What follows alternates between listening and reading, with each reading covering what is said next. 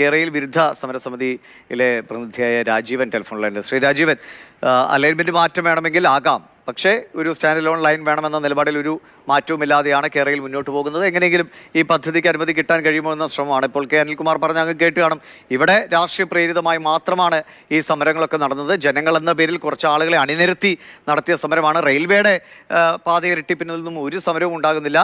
കേരളയിൽ മാത്രമാണ് ഈ പ്രശ്നങ്ങളെന്നാണ് അദ്ദേഹം സൂചിപ്പിക്കുന്നത്. ഇത് സിൽവർ ലൈൻ ഇനി അലൈൻമെന്റ് മാറ്റി പദ്ധതി നടപ്പിലാക്കാമെന്ന് പറയുമ്പോൾ റെയിൽവേയുടെ ഭൂമി റെയിൽവേയുടെ അനുമതി ഇല്ലാതെ ആരാണ് തീരുമാനിച്ചത് അലൈൻമെന്റിൽ പെടുത്താൻ?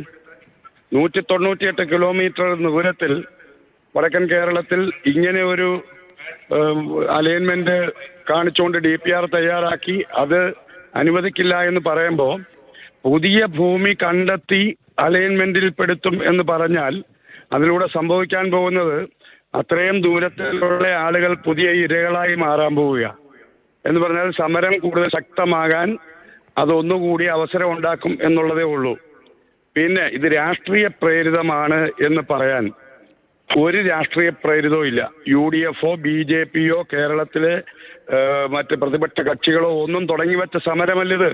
ഇത് ഇരകൾ തുടങ്ങിവെച്ച കേരളത്തിലെ സാമൂഹ്യ പ്രവർത്തകർ, പരിസ്ഥിതി പ്രവർത്തകർ തുടങ്ങിവെച്ച സമരമാണ്.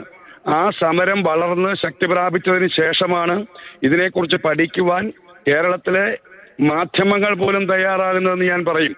കാരണം ഇതിനെ അനുകൂലിച്ചുകൊണ്ടാണ് എല്ലാ മാധ്യമങ്ങളും ആദ്യം റിപ്പോർട്ട് കൊടുത്തുകൊണ്ടിരുന്നത്. ഇതിന്റെ ഉള്ളുകളികൾ, ഇതിന്റെ DPR, അതിന്റെ പൊള്ളത്തരങ്ങളെല്ലാം പുറത്തു വന്നതിന് ശേഷമാണ് ഇവിടുത്തെ പ്രതിപക്ഷ കക്ഷിയോ ഇല്ല കേന്ദ്രം ഭരിക്കുന്ന കക്ഷിയോ എല്ലാം ഇതിനെക്കുറിച്ച് പഠിക്കാനും ഒരു തീരുമാനമെടുക്കാനും തയ്യാറായത്. അതുകൊണ്ട് രാഷ്ട്രീയ പ്രേരിതമെന്ന എല്ലാ സമരങ്ങളെയും കുറിച്ച് പറയുന്ന പോലെ ഈ സമരത്തെക്കുറിച്ച് പറഞ്ഞാൽ അത് ഒട്ടും വസ്തുതയ്ക്ക് നിരക്കുന്നതല്ല. പിന്നെ ഇത് കൂടുതൽ സമരത്തെ ശക്തിപ്പെടുത്താനേ ഉതകൂ ഇവരുടെ ഈ നടപടി എന്ന് മാത്രമല്ല, ഇത് കേരളത്തിൽ പാരിസ്ഥിതികമായ ദുരന്തങ്ങൾ ആവർത്തിച്ചുകൊണ്ടിരിക്കുന്ന ആരെയും പറഞ്ഞു പഠിപ്പിക്കേണ്ടെന്ന കാര്യമില്ല. ഇത് പാരിസ്ഥിതികമായി ദുരന്തമുണ്ടാക്കും എന്നത് പകൽ പോലെ വ്യക്തമാണ്. ഈ പദ്ധതി യഥാർത്ഥത്തിൽ ഒരു കൊള്ളയടിക്കാൻ വേണ്ടിയുള്ള പദ്ധതിയാണ്. റെയിൽവേയുടെ വികസനം എന്തുകൊണ്ട് നിലവിൽ ബ്രോഡ് ഗേജിന്റെ പ്രശ്നങ്ങൾ പരിഹരിക്കുന്നില്ല? ഇവർ പറഞ്ഞുകൊണ്ടിരുന്നത് 50 കിലോമീറ്റർ കൂടുതൽ വേഗത്തിൽ ബ്രോഡ് ഗേജിൽ വണ്ടി ഓടില്ല എന്നല്ലേ. ആ ബ്രോഡ് ഗേജിലൂടെയാണല്ലോ ഇപ്പം 100 കിലോമീറ്റർ അധികം വേഗത്തിൽ ഓടുന്നത്. അതിനേക്കാൾ വേഗത്തിൽ ഓടാനുള്ള കപ്പാസിറ്റി ഉണ്ട്.